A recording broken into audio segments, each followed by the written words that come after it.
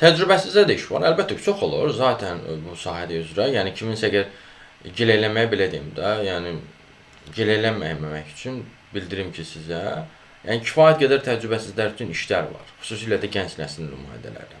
19-35 bu aralıqda kifayət qədər olur yəni yoldaşlar. İndi siz ola bilər xəbəriniz yoxdur, görmürsünüz. Ona görə siz gilələnirsiniz ki, yoxdur, amma yəni kifayət qədər var. Baxın, gəlin mən sizə çox az birindən bəhs edeyim. Yəni 3 dənə misal verəcəm. Bunlar ən yeniləridir deyəm.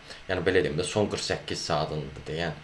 Son 48 saatında deyil. Yox, bunlar son 48 saatında deyil. Son 24 saatında deyən bunlar misal verirəm. İndi görün son 48 saatın, son 72 saatın və yaxud da 3-4 gün bundan qabağının da vakansiyalarında, yəni bu tipli işlər mütəmadi olan olur.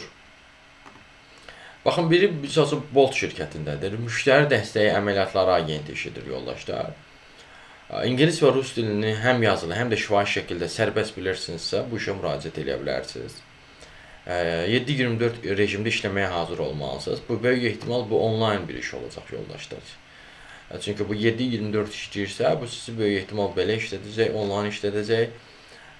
Əmək haqqısını qeyd eləməyib, yəqin ki, kifayət qədər qane edici bir əmək haqqı verəcək. İnanmıram ki, zəif əmək haqqısı olsun. Bu artıq müsahibə zamanı bəlli olur. Sonra satıcı işi var. Burada misal üçün təcrübə tələb eləmirsizlər, xanımlar üçündür. 600-900 manat aralığında bir işdir başlanğıc olaraq. 6 gün iş həftəsidir. 2 dəfə full, 2 dəfə səhər saat 10-dan 6-ya kimi, 2 dəfə də günorta 1-dən axşam 9-a kimidir. Belə bir variant da var. Sonra təcrübə proqramı var yoldaşlar, Klopas şirkətində. Kimsə helpdesk üzrə təcrübə toplamaq istəyirsə, yardım masası üzrə mütəxəssis olmaq istəyirsə, 3 aylıq belə bir iş var. Əyanidir. 5 gündür, 5 gündə 5 saatdır. Gənclərə bu sərf eləyir. Məsələn, və yaxud da fərqli sahəyə keçid eləmək istəyənlər üçün. Zaten 20-30 yaşlı şəxsinizsə, bu işə müraciət edə bilərsiniz. Orta ixtisasınız olmalıdır heç olmasa. İş təcrübəniz olmasa da olar. Əsas məsələ türk və ya rus dillərindən birini bilməlisiniz yoldaşlar. Türk və ya rus dili. İndiki dövrdə də demək olar hər bir əksər istifadə olunan dillərimizdən biridir bu.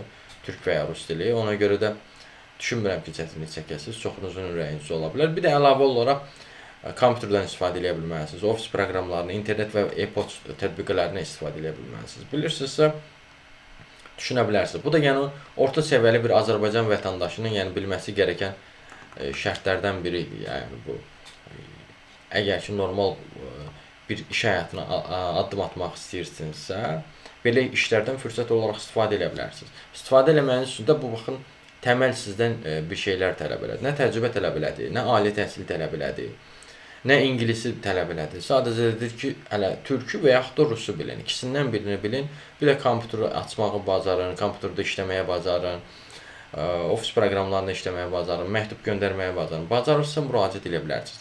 Digər təcrübəsizlər üçün olan işlərdən də tanış olmaq istəyirsinizsə, yəni çox olur, kifayət qədər olur və mütəmadi olaraq da kanalda paylaşılır. Diqqət eləsəniz görə bilərsiniz. O işlərdən də tanış olmaq üçün və yaxud da bu işlərə müraciət etməkdə dəstəksizsə, bir sözlə iş tapmaca çətinlik çəkirsiniz. Sonra bağlı əlaqə vasitəsindən mesaj yaza bilərsiniz. Əlaqə vasitəsi profildə qeyd olunubdur. Siz bu videonu harda görürsünüzsə, kanala daxil olsanız, Toğrul Əzəb adlı kanala. Orada diqqət eləsəniz, kanala daxil olduqdan sonra əlaqə vasitəsi var qeyd olunub profildə. Həmin əlaqə vasitəsini götürüb mesaj yaza bilərsiniz.